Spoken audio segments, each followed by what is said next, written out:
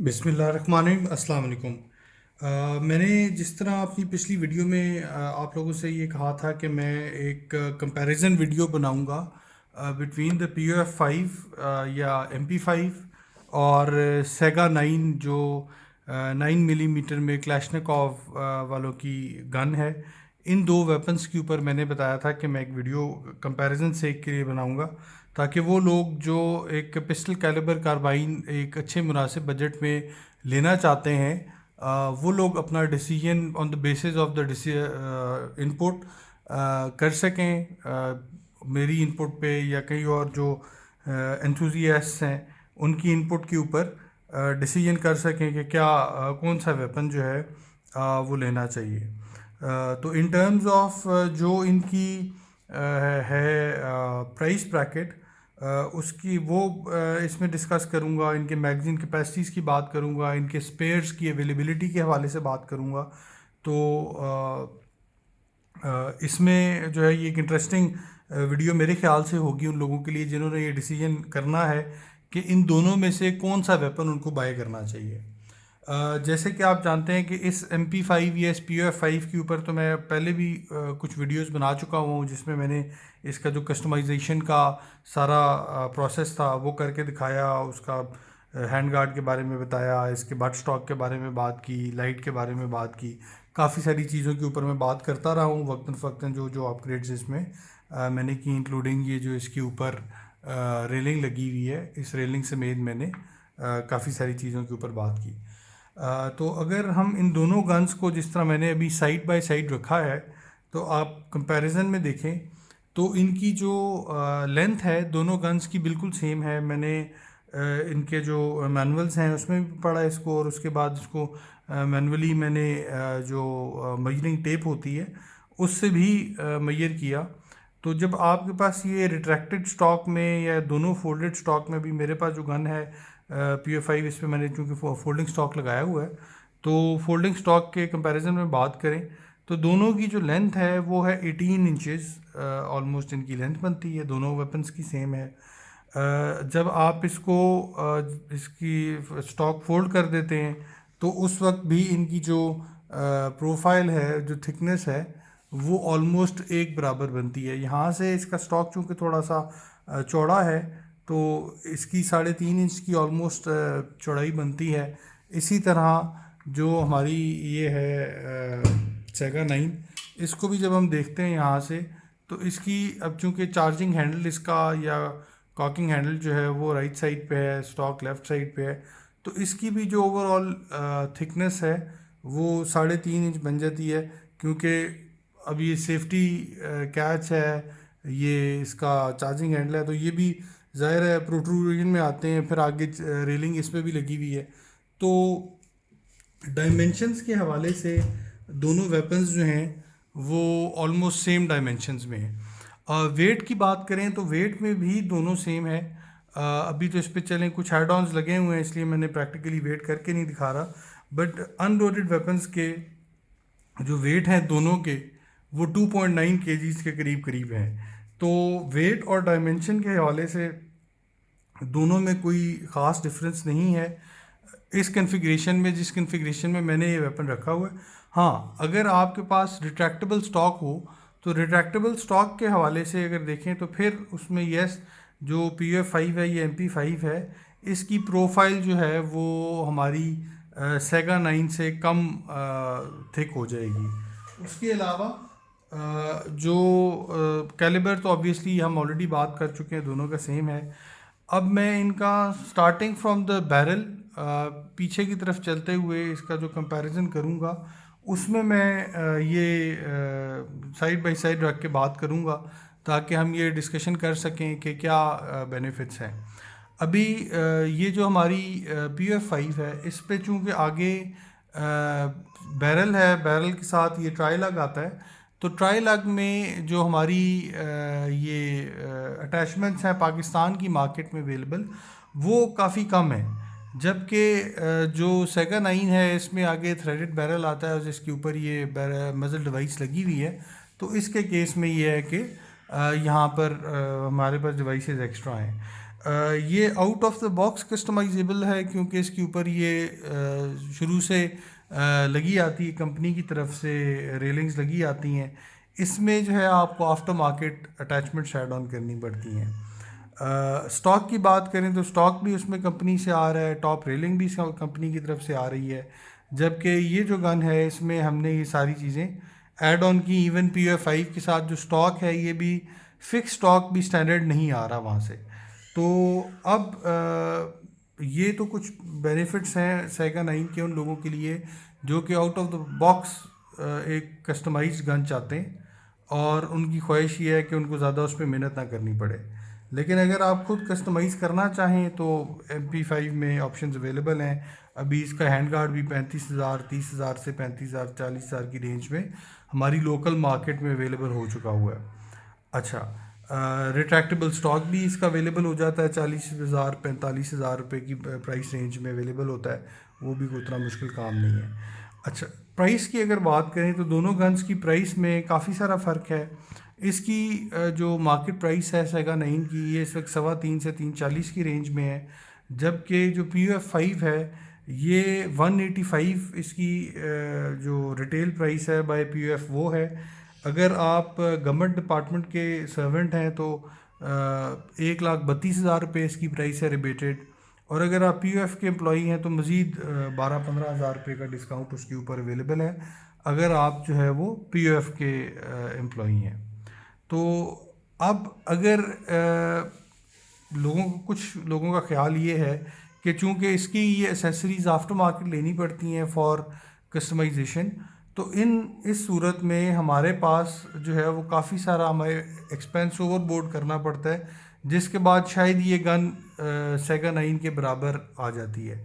मेरा उसके बारे में थोड़ा सा मुख्तलिफ राय ये है कि ये सारा कुछ करने के बाद भी हम 250 की रेंज में, 250 260 की रेंज के अंदर हम ये इसकी कस्टमाइजेशन मैनेज कर सकते हैं, जबकि सेगा 9 जो है वो 325 से 340 की रेंज में है। तो काफ़ी सारा फ़र्क जो है ये है। दूसरी चीज़ ये है कि जो POF5 है इसमें जो हमारे मार्केट में अवेलेबल मैगज़ीन्स हैं POF के, वो हमें मिल जाते हैं तकरीबन 5-5.5-6 हज़ार रुपये के, डिपेंडिंग अपॉन कि आप कहाँ से वेपन 30 राउंड मैगज़ीन सोर्स कर रहे हैं। इसके साथ आता तो 15 राउंड मैगज़ीन है, उसके साथ 30 राउंड मैगज़ीन आता है, बट इसके 30 राउंड मैगज़ीन अवेलेबल है मार्केट में 5,000 रुपये से लेके 6,000 रुपये की रेंज में, जबकि उस जो हमारी सेगा 9 है उसका जो मैगज़ीन अवेलेबल है वो है मार्केट में 22,000 से लेके 25,000 रुपये के दरमियान में।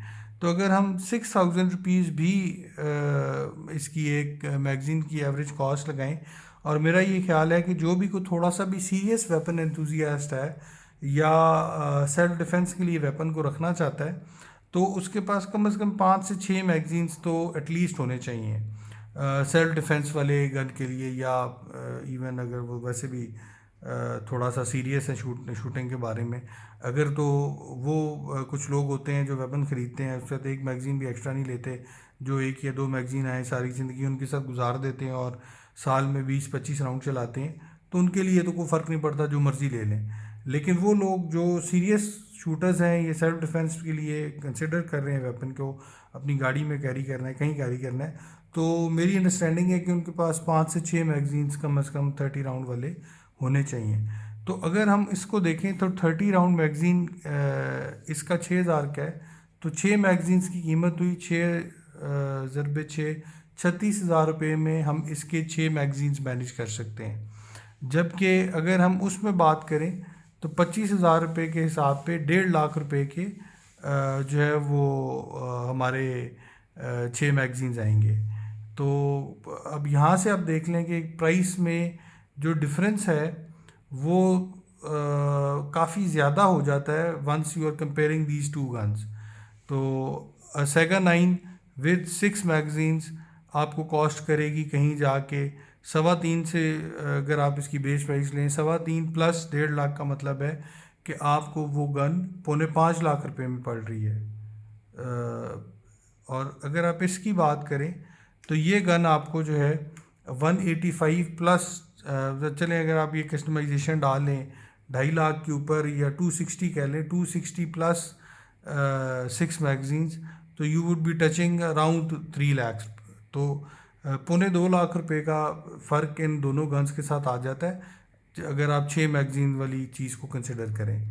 तो ये तो थी इनकी स्पेक्स के हवाले से बात और इनकी प्राइस ब्रैकेट के हवाले से बात। अब इसमें एक चीज़ अगर हम और डिस्कस करें जो कि है इन दोनों की परफॉर्मेंस, तो मेरी जो गन है, जो मेरा अपना पर्सनल एक्सपीरियंस है इस पर्टिकुलर मॉडल के साथ, गन के साथ, उसमें अल्हम्दुलिल्लाह मुझे इसमें कभी कोई इशू नहीं आया। एक आध दफ़ा जो रेंज के ऊपर इशू आया वो किसी और से मैंने मैगज़ीन बोरो किया हुआ था और उस मैगज़ीन का अपर लिंक लिप जो है वो बेंड था, थोड़ा सा डैमेज था, जिसकी वजह से फेलियर टू फीड आया, जबकि इसके अलावा नहीं आया। लेकिन ऑफ एंड ऑन कोई ना कोई यूज़र इस बात पे कमेंट करते हैं कि उनको मैगज़ीन के साथ थोड़ा सा इशू आया है। अब वो मैंने पर्सनली एक्सपीरियंस नहीं किया, या उनमें से किसी गन को मैंने पर्सनली रिव्यू नहीं किया।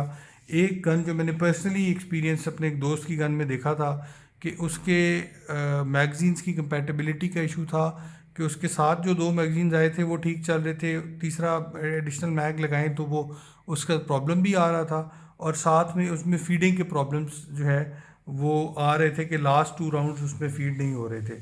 तो वो भाई वो गन लेके गए पीयूएफ वालों के पास और वो गन पीयूएफ ने रिप्लेस कर दी थी उनको। तो उनके पास जो भी नया यूनिट है वो फॉल्टी नहीं है, वो बिल्कुल ठीक है।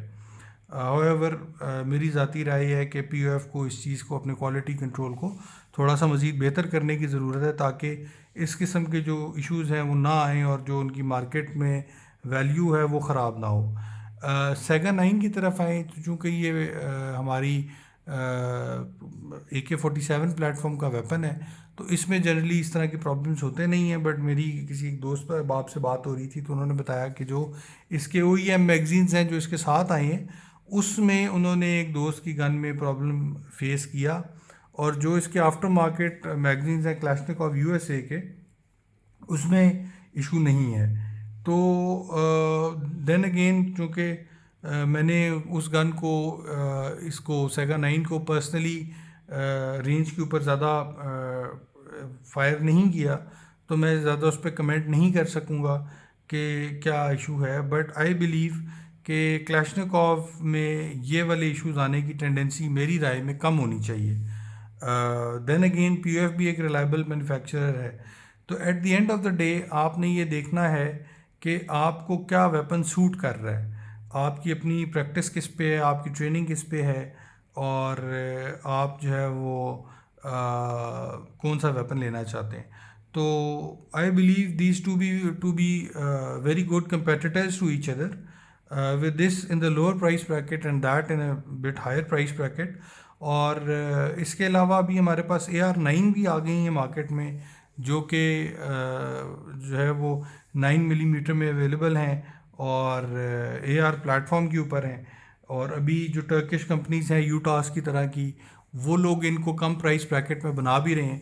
तो लेट्स सी, उम्मीद है कि कुछ अरसे तक वो भी कोई ना कोई मॉडल मेरे पास आएगा, तो मैं उसका भी कंपैरिजन इन दोनों के साथ करूँगा, और फिर हम इस पे बात कर सकते हैं कि ये वेपन ज़्यादा बेहतर है या ये वेपन ज़्यादा बेहतर है, या AR प्लेटफॉर्म का जो हमारा वेपन है वो वेपन ज़्यादा बेहतर है। तो ओवरऑल ये दोनों गन्स जो हैं, I believe them to be very reliable guns, और इनको अगर जो है वो हम साइड बाय साइड रखें तो ये बड़ी खूबसूरत भी हैं, और जो है वो एस्थेटिक्स वाइज मुझे तो दोनों गन्स पसंद आई हैं।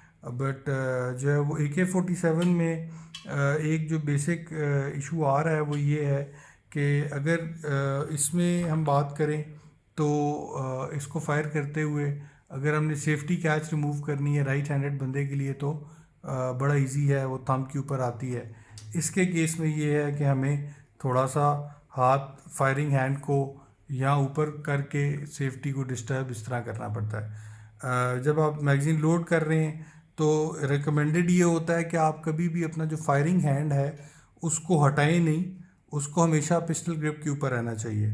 अक्सर लोग वैसे क्लाशनकोव को या इस प्लेटफॉर्म को लोड करने का तरीक़ाकार ये करते हैं कि गन को यूँ पकड़ा हुआ तो इधर से लोड किया फिर फायरिंग स्टार्ट कर दी, जबकि तरीक़ाकार ये है कि आपने गन यूँ पकड़ी हुई है, इसको थोड़ा सा टेढ़ा करें, यहाँ से लोड करें इस हाथ से, चाहे आप ऊपर से हाथ रखते हैं या नीचे से हाथ रख के यूँ पुल करते हैं, ईदर केस ये है कि आपको अपना फायरिंग हैंड डिस्टर्ब नहीं करना चाहिए। इस प्लेटफॉर्म में ये है कि आपको फायरिंग हैंड डिस्टर्ब नहीं करना पड़ता। आपके जैसे ही मैगज़ीन खाली हुआ, आपने निकाला, आपने इसकी चार्जिंग हैंडल को यहाँ ऊपर लॉक किया रिसेस में, इसको दोबारा स्लैप किया, इच के स्लैप जिसे बोलते हैं, और आपका नया मैगज़ीन चेंबर हो जाता है। तो ये एक थी छोटी सी वीडियो इन दोनों गन्स के बारे में। आई होप कि आपको ये वीडियो पसंद आई हो, और आप लोग जो है वो लाइक शेयर और सब्सक्राइब कीजिएगा, और कोई क्वेश्चंस हों आपके तो ज़रूर कमेंट सेक्शन में गिरें। तो थैंक यू सो मच। अस्सलाम वालेकुम।